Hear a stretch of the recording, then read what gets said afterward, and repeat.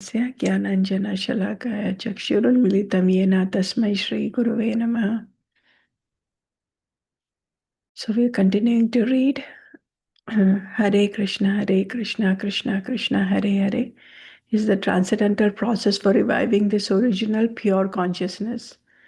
By chanting this transcendental vibration, we can cleanse away all misgivings within our hearts. The basic principle of all such misgivings is the false consciousness that I am the Lord of all I survey. Krishna consciousness is not an artificial imposition on the mind. This consciousness is the original natural energy of the living entity. When we hear this transcendental vibration, this consciousness is revived. This simplest method of meditation is recommended for this age. By practical experience, also, one can perceive that by chanting this Mahamantra or the great chanting for deliverance, one can at once feel a transcendental ecstasy coming through from the spiritual stratum. In the material concept of life, we are busy in the matter of sense gratification, as we were in the lower animal stage. A little elevated from the status of sense gratification, one is engaged in mental speculation for the purpose of getting out of the material clutches. A little elevated from this speculative status, then one is intelligent enough, one tries to find out the supreme cause of all causes within and without. And one is factually on the plane of spiritual understanding, surpassing the stages of sense, mind, and intelligence. He is then on the transcendental plane. This chanting of the Hare Krishna mantra is enacted from the spiritual platform, and thus the sound vibration surpasses all lower strata of consciousness, namely sensual, mental, and intellectual. There is no need, therefore, to understand the language of the mantra. Neither is there any need for mental speculation nor any intellectual adjustment for chanting this Mahamantra. It is automatic from the spiritual platform, and as such, anyone can take part in the chanting without any previous qualification. On a more advanced stage, of course, one is not expected to commit offenses on the grounds of spiritual understanding. In the beginning, there may not be the presence of all transcendental ecstasies, which are 8 in number. These are being stopped as though dumb, second, perspiration, third, standing up hairs on the body, four, dislocation of voice, five, trembling, six, fading of the body, seven, crying in ecstasy, and eighth, trance. But there is no doubt that chanting for a while takes one immediately to the spiritual platform, and one shows the first symptom of this in the urge to dance along with the chanting of the mantra. We have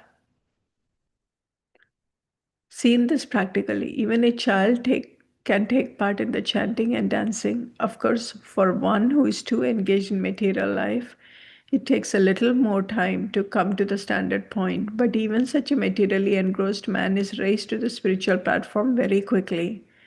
When the mantra is chanted by a pure devotee of the Lord in love, it has the greatest efficacy on hearers, and as such, this chanting should be heard from the lips of a pure devotee of the Lord, so that immediate effects can be achieved.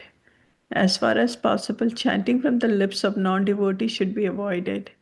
Milk touched by the lips of a serpent has poisonous effects. The word Hara in the form of addressing the energy of the Lord, and the words Krishna and Rama are the forms of addressing the Lord himself. Both Krishna and Rama mean the supreme pleasure, and Hara is the supreme pleasure energy of the Lord changed to Hare in the vocative. The supreme pleasure energy of the Lord helps us to reach the Lord.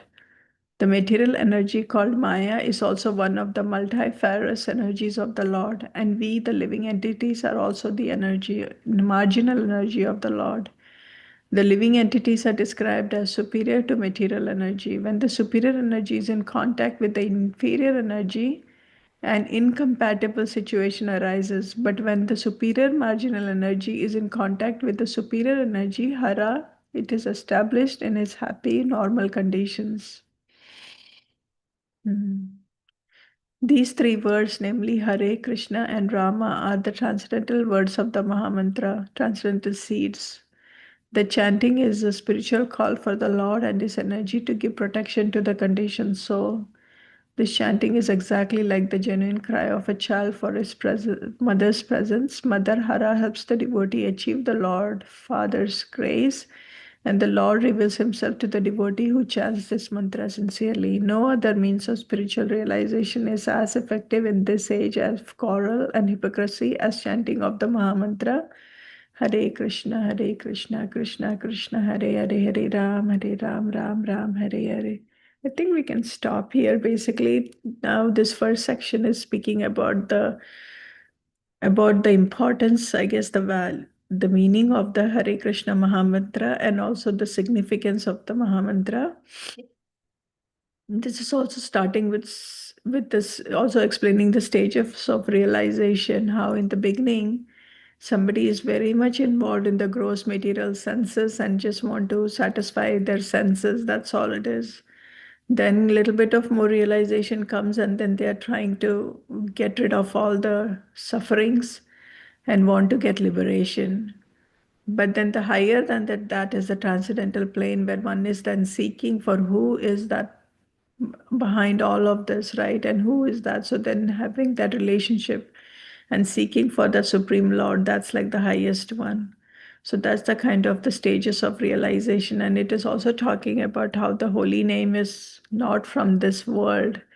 It is coming from the spiritual world. And because we are the energy of the Lord, when the spiritual energy, the highest form of energy, hara, it comes with in touch with the living entity, there is compatibility, and then we can definitely get uplifted to that transcendental plane.